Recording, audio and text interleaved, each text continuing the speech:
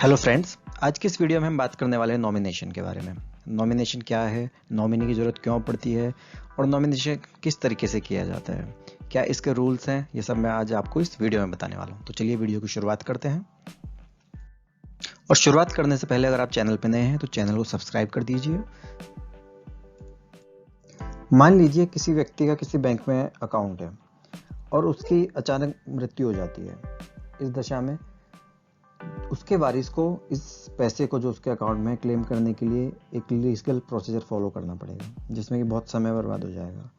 अगर उस व्यक्ति ने अपने बैंक अकाउंट में नॉमिनी बनाया होगा तो उसको ये पैसा आसानी से मिल जाएगा। उसको अपनी पहचान बैंक में दिखाकर कि वह वही नॉमिनी है, वो इस पैसे को क्लेम कर सकता है।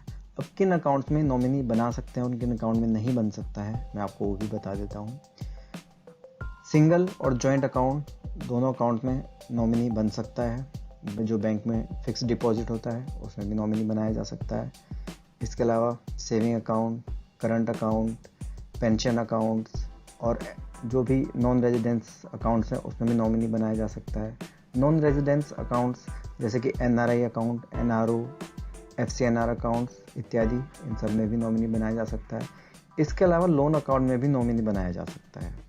लोन अकाउंट में नॉमिनी क्या ज़रूरत है? मान लीजिए किसी व्यक्ति ने गोल्ड लोन लिया है।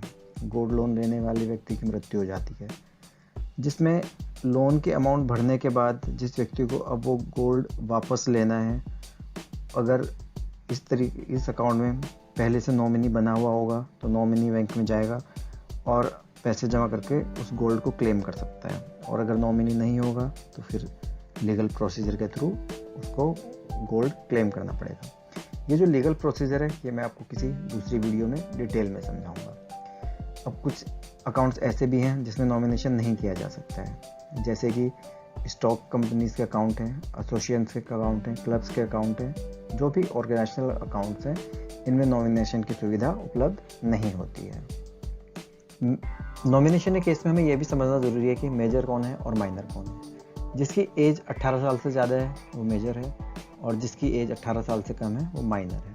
मेजर यानी कि बालिग व्यक्ति अपना नॉमिनेशन खुद से कर सकता है, पर जो माइनर व्यक्ति है उसका नॉमिनेशन वही कर सकता है जो कि कानूनी रूप से इस काम को करने के लिए हकदार है, यानी कि जो उसका लीगल गार्जियन है माइनर केस में वही उसका नॉमिनी बना सकता है। इन केस अगर किसी माइनर व्यक्ति को नॉमिनी बनाया जाता है किसी अकाउंट में तो उस केस में उसके साथ किसी बालिग व्यक्ति का यानी कि उसका जो भी अभिभावक है उसका विवरण देना भी जरूरी है, क्योंकि इन केस जिस व्यक्ति ने नॉमिनेशन किया है अगर उसकी मृत्यु हो जाती है तो कानूनी तौर पे जो भी उसकी धनराशि उसके अकाउंट में उसके नॉमिनी को मिल तो जाएगी, पर अभी वो माइनर है तो इस केस में उसका एक गार्जियन होना चाहिए जो कि उसका संरक्षण करे, जो उस धनराशि को उसके बिहाफ पे ले और फ्यूचर में इस बात को डिफाइन करे कि यह धनराशि उसके बालिग होने पर उसको दी जा सके।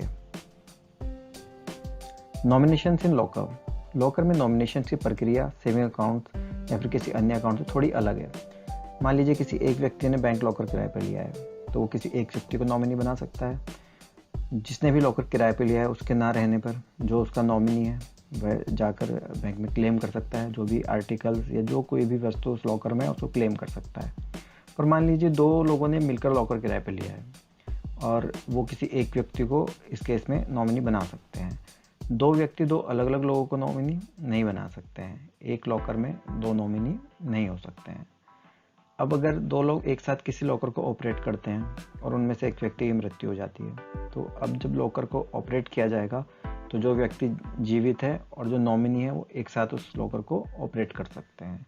इस तरीके से लॉकर में नॉमिनी बनाया जा सकता है। Nominee in insurance company.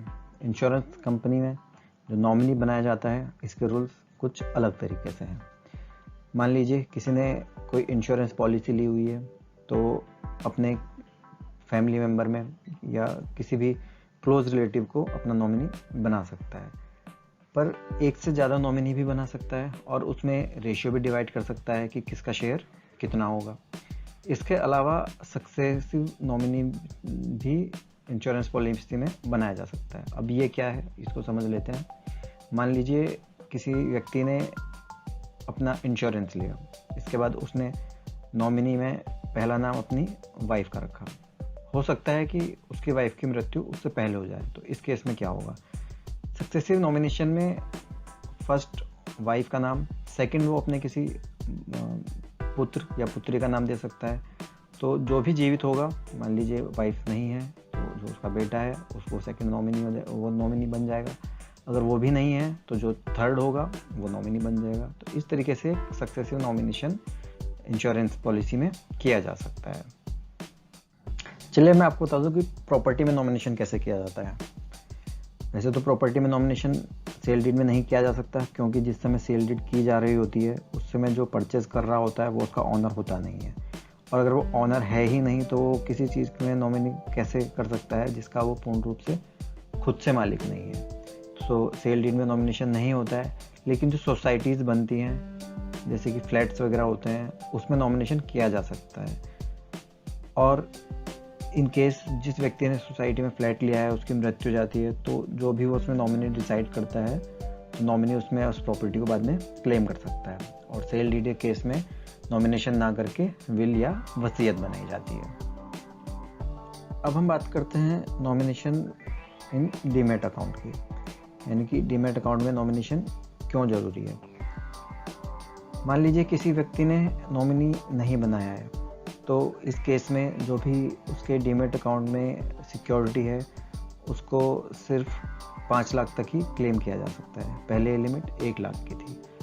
और इसके लिए विदाउट नॉमिनी जो भी उसकी वसीयत होगी और सक्सेशन सर्टिफिकेट है उसकी ज़रूरत पड़ेगी। इन केस अगर नॉमिनी नहीं है तो मैक्सिमम 5 लाख तक का ही इस केस में डीमैट अकाउंट की जो भी सिक्योरिटीज़ हैं उनको क्लेम किया जा सकता है। तो डीमैट अकाउंट में नॉमिनेशन करना बहुत ज़रूरी है। और आजकल जितने भी ऑनलाइन अकाउंट्स डीमैट अकाउंट के ओपन किए जाते हैं उसमें नॉमिनेशन का ऑप्शन नहीं दिया गया होता है, क्योंकि ऑनलाइन ओपन करते वक्त आप सिग्नेचर नहीं कर पाते हैं। तो उसके लिए अलग से उन्होंने फॉर्म्स अवेलेबल कराए हुए होते हैं साइट पर, जो कि आपको साइन करके उनकी कंपनी में भेजने होते हैं नॉमिनेशन के लिए। नॉमिनेशन के साथ साथ हमें ये भी समझना ज़रूरी है कि लीगल हायर्स के इसमें क्या राइट्स हैं। मान लीजिए कि किसी व्यक्ति की मृत्यु होने पर उसके नॉमिनी को कोई धनराशि मिल गई, और ये व्यक्ति हो सकता है कि उसका कोई मित्र था, बट इन फ्यूचर उनका लीगल हायर्स ये क्लेम करते हैं कि ये धनराशि के असली वारिस वो हैं, तो उनको धनराशि मिलेगी या नहीं मिलेगी।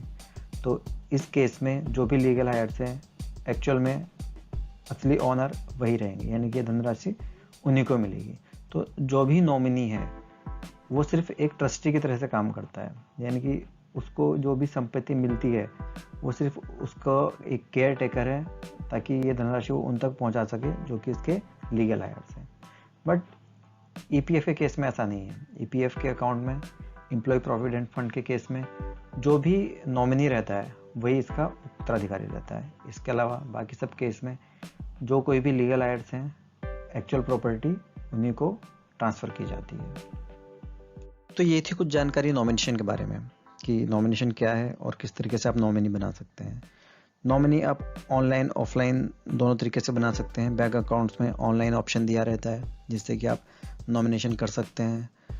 किसी इंश्योरेंस कंपनी में ऑनलाइन ऑप्शन बहुत कम रहते हैं, तो आपको डायरेक्ट वहाँ पर फॉर्म सबमिट करना होता है। जब भी आपको नॉमिनी अगर आपने पॉलिसी लेते वक्त बनाया हुआ है तो उस समय आप दे सकते हैं, या फिर अगर बाद में आपको कुछ चेंज करना है या मॉडिफाई करना है तो भी आप वहाँ पर जाकर चेंज करवा सकते हैं। बाकी इससे जुड़ी और जो रूल्स रेगुलेशन है ज़्यादा डिटेल में जानने के लिए आप आरबीआई की वेबसाइट पे जाकर भी इसको चेक कर सकते हैं। मास्टर सर्कुलर में इन सब की जानकारी दी गई है। वीडियो को देखने के लिए धन्यवाद और चैनल को सब्सक्राइब कर दीजिएगा।